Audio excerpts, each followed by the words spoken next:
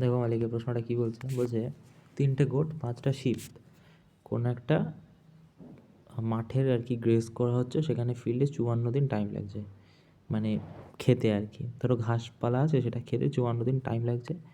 সেখানে বলা হয়েছে 3টে গোট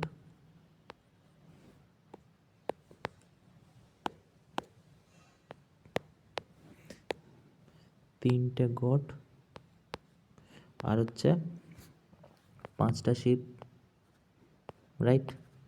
ঠিক আছে, কতদিন লাগছে? 54 দিন। আচ্ছা 3টে গোট 5টা শিপ যদি আমি 15 এখানে টোটাল কাজটা ধরে নিই, ঠিক আছে, তাহলে এফিসিয়েন্সি কত হবে? এর হয়ে যাবে 5, এর হয়ে যাবে 3, রাইট? 3 আর 5 হয়ে যাবে। আচ্ছা 3 আর 5 যদি হয়ে যায়, তো আমাদের বলেছে যে 6টা গোট মানে হচ্ছে 6টা ছাগল 5 এফিসিয়েন্সিতে কাজ করবে, আর হচ্ছে 8টা শিপ 3 এফিসিয়েন্সিতে কাজ করবে, তাই না? শিপের এফিসিয়েন্সি কত? 3, তাহলে কত হয়ে যায়? 30 আর হচ্ছে 24, 54, সেটা হয়ে যাচ্ছে 54, রাইট? তো 54 আর কি হচ্ছে কততে? 54 হচ্ছে তোমার টোটাল 15 ইন্টু ওয়ার্ক কত? 15 আমি ধরেছিলাম, আর ওয়ার্ক হচ্ছে 12 দিন, 52 দিন, 52 তো 54 দিন, রাইট?